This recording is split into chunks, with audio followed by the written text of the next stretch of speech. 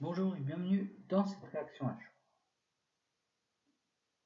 Alors, nous allons parler de Ninja Turtles Teenage Years. Alors, déjà les Tortues Ninja pour moi,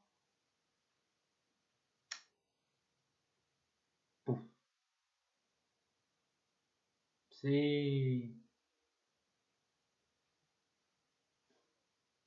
c'était une vieille série des années 80, 90. Excusez-moi les vieux.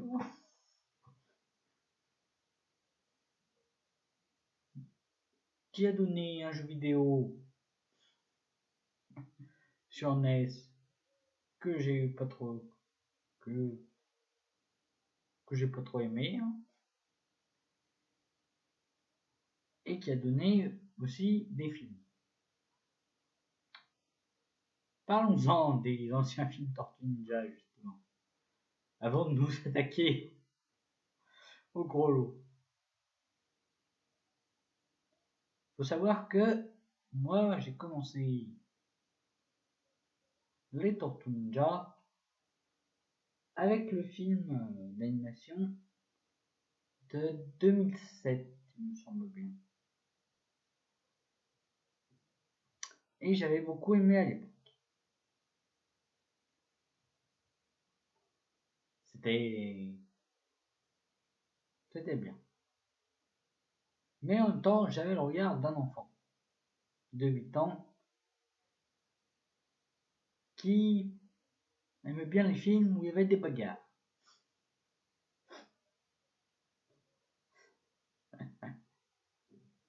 Donc voilà. Et puis, j'ai grandi et j'ai voulu regarder les différentes adaptations, dont le premier film live qui est correct, ça va. Et ensuite, les deux films produits par Michael Bay. Ouh là là.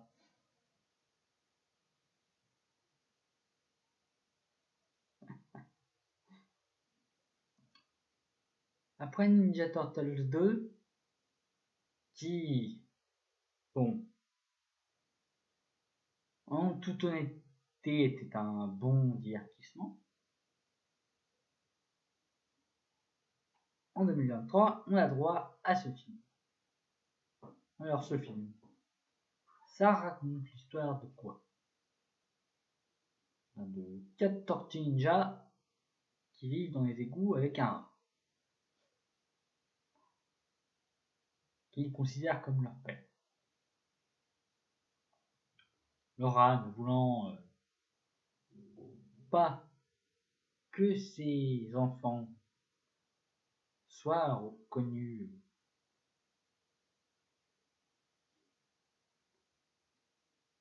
dans notre monde,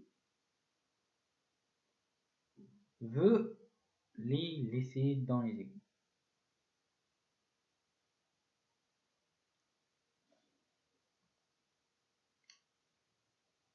Mais lorsqu'un criminel du nom de Superfly attaque, met en place un plan machiavélique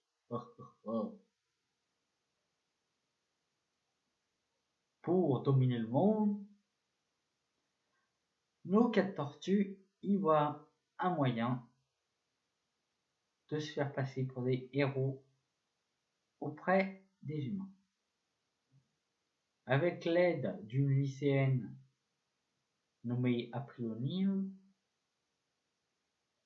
ils vont tenter de mettre fin à la conspiration de Superfly. J'ai résumé en étant très vague. Alors, qu'est-ce qu'on a pensé de ce film?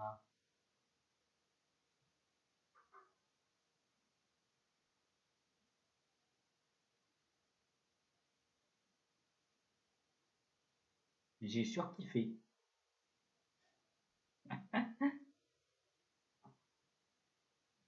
Franchement, même avec des yeux d'adulte, on peut qu'aimer ce film.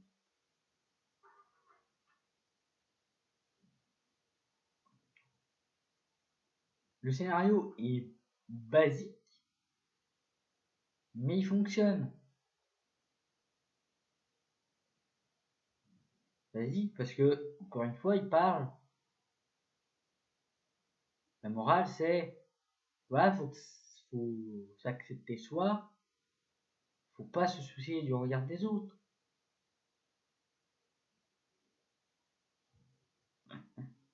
Oui, non, mais je suis méchant. On a de très belles scènes d'action. En même temps, l'animation dans ce film est très réussie. Les mouvements sont fluides.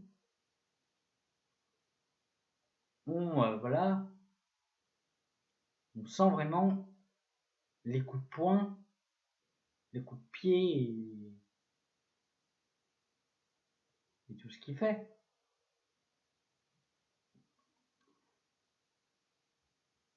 Et donc, si on parle d'animation, on parle de la mise en scène.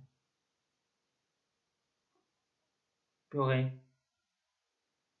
Rien qu'à regarder l'intro, on sent que ça va être génial.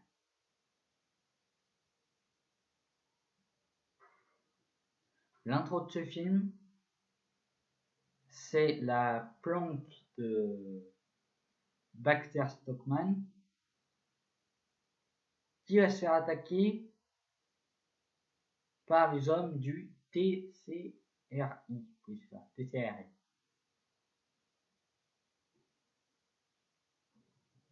Et rien que là, c'est filmé comme une scène d'action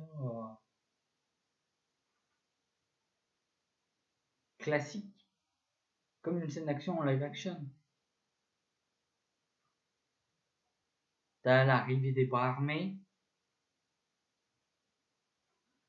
un plan sur le professeur et sur justement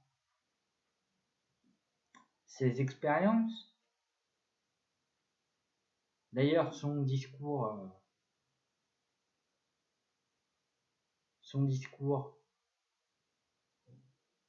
résume assez bien les enjeux pour les personnages et pour notre méchant. Mais voilà, en toute franchise,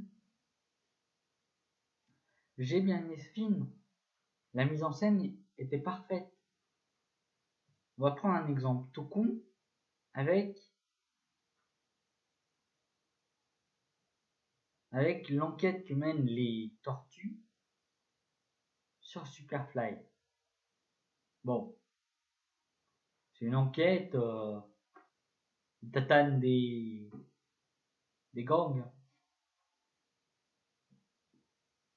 Mais on a voilà, on vit les 4 attaques de plantes en même temps. Et c'est magnifique de voir ça.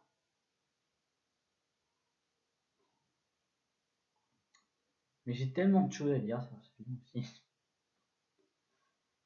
Les personnages, nos tortues sont parfaites. Franchement, elles ont, comme dans le dessin animé, le film live action, et même le comics, que j'ai lu un peu, ont toutes des caractéristiques différentes, voilà, qui les rendent uniques. Mais ensemble, ils forment une famille.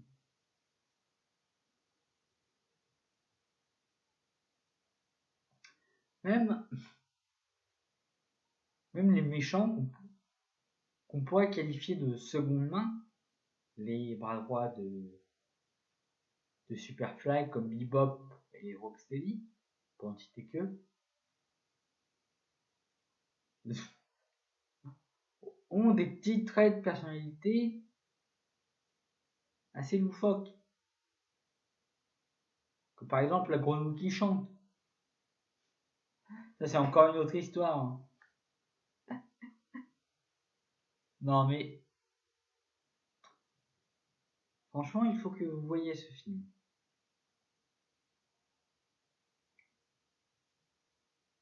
Pour que définitivement on se dise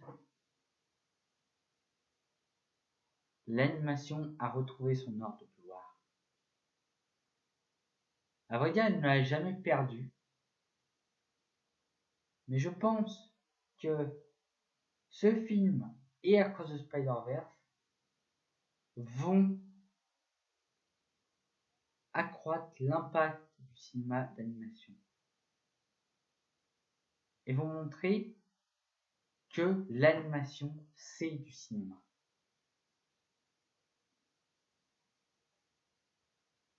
Voilà.